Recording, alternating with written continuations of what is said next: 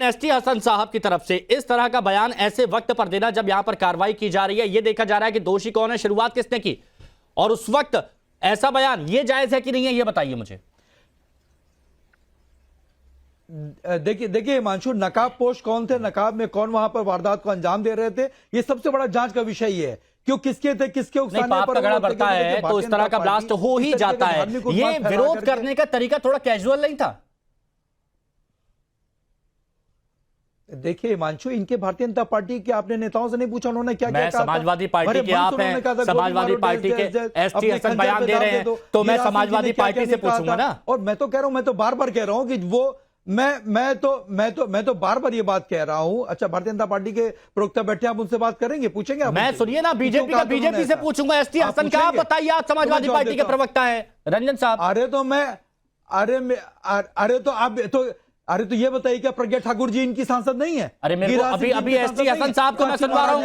ST Hasan साहब, मुझे ये बताइए, ये जो कहा गया कि पाप का घड़ा बढ़ता है तो ब्लास्ट तो हो ही जाता है, मतलब इतने हल्के अंदाज में इतने गंभीर मुद्दे को पूछो भारतीय जनता पार्टी के प्रवक्ता दीपक साहब, देखिए आप भी इस देश के नागरिक हैं, आपके अंदर भी राष्ट्रवाद भरा होगा।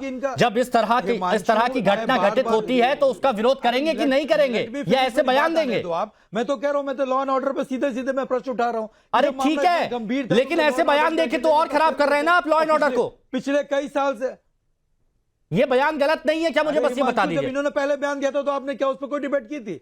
आप मेरे को बताइए ना, ये अरे क्यों नहीं, हम तो बात कर रहे हैं सालों को। दीपक साहब, एसटी हसन साहब का ये बयान ऐसे वक्त पर देना सही है या गलत, बस इतना बता दीजिए, मैं आगे चला जाऊंगा। सही है या गलत है? हिमांशु, मैं बोल रहा हूं, मैं ना उनके बयान को जायज ठहरा रहा हूं, ना मैं इनके बयान को जायज ठहरा रहा हूं। मतलब खुलकर बोल नहीं पाते, कुछ मजबूरियां हैं कि समाजवादी पार्टी के साथ है तो खुलकर बोल नहीं पाते, वरना अंदर से आपको पता है कि शायद गलत है।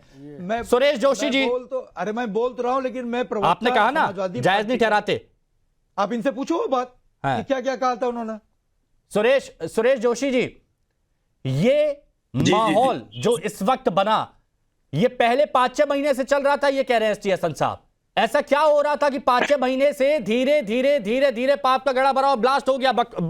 इनकी बात माने तो देखिए, मैंने तीनों लोगों को सुना। अब मैं आपको आपके चैनल के माध्यम से पूरे देश को और पूरे प्रदेश को यह बतलाना चाहता हूं पहले कि 2017 से हम उत्तराखंड में हुकूमत चला रहे हैं, और 2017 से लेकर के क्या उत्तराखंड में कोई लॉ एंड ऑर्डर, कुछ इस तरह के दंगे फसाद कहीं हुए क्या? अरे सर, पूरा प्लान। अब प्रश्न ये खड़ा होता है कि अतिक्रमण को लेकर के पूरे प्रदेश के अंदर ड्राइविंग चलाई जा रही है, और वो आज से नहीं चल रही है, वो महीनों से चल रही है। और इसी हल्द्वानी की अगर मैं बात करूंगा तो 15 दिन से पूरे हल्द्वानी में, चाहे वो चौराहे थे, चाहे वो विद्यालय थे, चाहे वो मंदिर थे, चाहे वो गुरुद्वारे थे, चाहे वो दुकानें थी, चाहे निजी संपत्तियां थी, वो सारी जो है पुलिस प्रशासन के द्वारा जहां जहां अवैध अतिक्रमण था तोड़ा गया। कहीं पर किसी व्यक्ति के ऊपर एक कंच भी नहीं आई, कहीं पर एक व्यक्ति के अंदर किसी ने जो है कि एक पत्थर का वो जो है कि झाड़ू का तिनका तक नहीं मारा, किसी अधिकारी या कर्मचारी को गाली तक नहीं दी। अगर कोई किसी के मसले थे तो आपस में बैठ करके तय हो गए। ठीक है। अब प्रश्न ये खड़ा होता है कि आज लोग कह रहे साहब हमारी सैकड़ों मजारें तोड़ी गई, लेकिन आज के दिन तक, अब मैं हिमांशु भाई आपके सामने बोल रहा हूं, बोलिए, जितनी अवैध मजारें तोड़ी गई, एक भी मुस्लिम भाई या एक भी मुस्लिम सोसाइटी उस पे क्लेम करने के लिए नहीं आई कि ये मजार या ये मदरसा या ये चीज जो है कि ये अवैध थी और ये कहीं रजिस्टर्ड थी, ये कानूनन थी। आज तक कोई नहीं आया। मतलब ये स्वयं में ये क्लैरिफाई था कि भाई ये मजार है ही नहीं, ये तो कुछ ही नहीं है। ये मजार होती तो लोग आते नहीं क्या? पहली बात। अब आप आइए बनभूलपुरा में जिस तरह की घटना हुई है, वहां पर जो हमारी पुलिस की बहनें थी, उनको जिस तरह से मारा गया, जिस तरह से पीटा गया, जिस तरह से दुर्व्यवहार किया गया, क्या आप ये बताइए कि उनके घरों में भी जिस तरह से जो सुरक्षा करने के लिए बहनें हमारी काम कर रही थी, जो भाई काम कर रहे थे, आप कल्पना करिए सबसे पहले, क्या उन घरों में नहीं, मैंने रोते हुए चेहरे देखे हैं, मैंने चोट के निशान देखे हैं, माथे पर देखे, सर पर देखे, कंधे पर देखे, वो चोट के निशान वो देखे हैं मैंने, जो महिला पुलिसकर्मी वहां पर डटकर खड़ी थी। रंगरेज भाई, ये बात बताइएगा, जैसा कि अभी एक सवाल उठाया कि इतनी सारी अवैध चीजों को तोड़ा गया, किसी ने वहां पर हक नहीं जताया, लेकिन यहां पर पहले से कांच की शीशियों में पेट्रोल डाल के, रुई की बत्ती लगा के, आग लगा के फेंक रहे हैं, पत्थर इकट्ठे करके ला रहे हैं, इतने हथियार यहां पर पकड़े गए, अवैध तमंचे यहां पर पकड़े गए, कारतूस पकड़े गए। ये कहां से आई? ये क्या थे ये? तो फिर सरकार क्या कर रही थी? सरकार क्या मुंह में दही जमा के बैठी थी और शासन प्रशासन की आंख नाक कान नहीं थी क्या? नहीं, सवाल शायद आप समझे नहीं। सुरेश जोशी जी ने, सुनिए ना, सुरेश जोशी जी ने, कह रहा हूं सुन लीजिए, मैं बहुत बड़ा सवाल उठा रहा हूं, उस पर जवाब लीजिए। आप उठा लीजिएगा, लेकिन पॉइंट टू पॉइंट क्लियर होना चाहिए। आप उनसे ये पूछिए कि आपके पास अदालत का कोई आदेश है कि आप जाओ मस्जिद को गिरा दो? और अरे आप हर जगह बताइए, मस्जिद कहां से आदेश दिखा दीजिए, मस्जिद कहां से आ गई? आप बोल रहे हैं मस्जिद गिरा दीजिए। मस्जिद और मदरसे के आपके पास कोई आदेश हो कोर्ट के, वो दिखा दीजिए। यही बात है, पूछ लीजिए एक बार अधिकारियों का। अगर ये दिखाने में चैलेंज कर रहा हूं भाई, सुनिए ना, मैं चैलेंज करता हूं पूरी भाजपा को।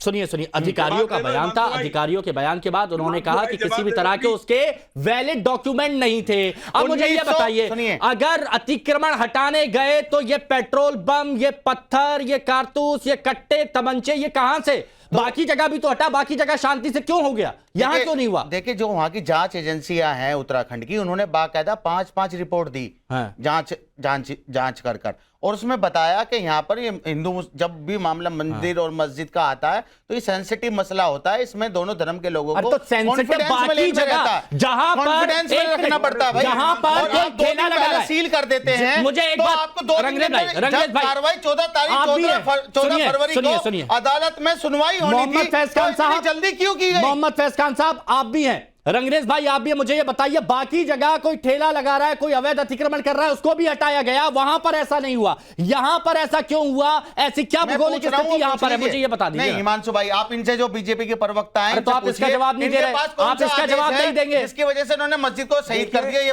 मस्जिद को शहीद कर दिया। अब आप एक मिनट, सुरेश जी शायद मेरी,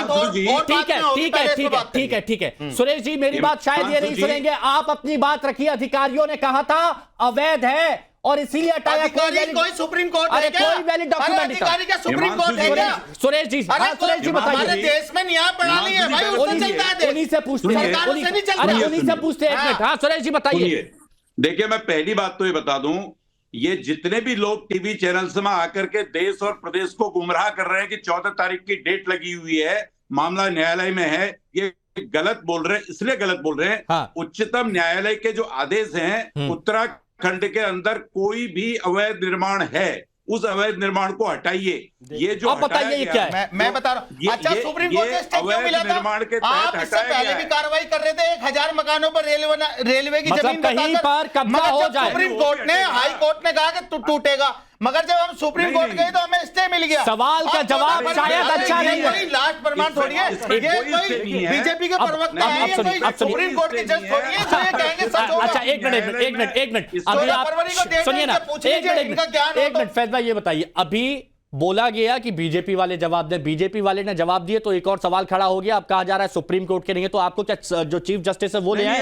चीफ जस्टिस यहां पर बोलेंगे। मुझे ये बताइए, वहां पर ऐसा क्यों हुआ? क्या इसके पीछे जो कई दावे किए जा रहे हैं, कुछ लोग कह रहे हैं कि हो सकता है कि रोहिंग्या बांग्लादेशी भी एक एंगल हो, पुलिस भी कह रही है कि इसमें जांच चल रही है, वो भी एंगल हो सकता है, बताइए। देखिए हिमांशु जी, ये एडमिनिस्ट्रेशन का प्रश्न है। पहली बात तो ये प्रश्न बीजेपी से करना ही गलत है, ये वहां के डीएम से और एसपी से प्रश्न होना चाहिए, वहां के डीजीपी से प्रश्न होना चाहिए। वो आपको पूरे डॉक्यूमेंट दिखा देंगे कि कोर्ट के क्या आदेश हैं, और कोर्ट के आदेश के बिना कोई पुलिस कार्रवाई कभी हो ही नहीं सकती। मुझे ये बताइए, माहौल बिगड़ा कैसे? क्या पहले से तैयारी नहीं थी? वही बता रहा हूँ, आगे वही बता रहा हूँ। आपको बहुत टाइम दिया, एक मिनट रुकिए। एक फल वाले ठेले को हटाया गया, मंदिरों को भी हटाया गया, दो गुरुद्वारे को भी हटाया गया। कोई वीडियो दिखा दो। आप वहां पर गए थे, आपके पास है वीडियो? आप गए हैं, वीडियो है, दिखाइए बताइए, वीडियो दिखाइए। अरे हम तो पूरा फुटेज चला रहे हैं, पूरा फुटेज है, आप वीडियो दिखाइए वहां पर। कौन सा वीडियो आपके पास?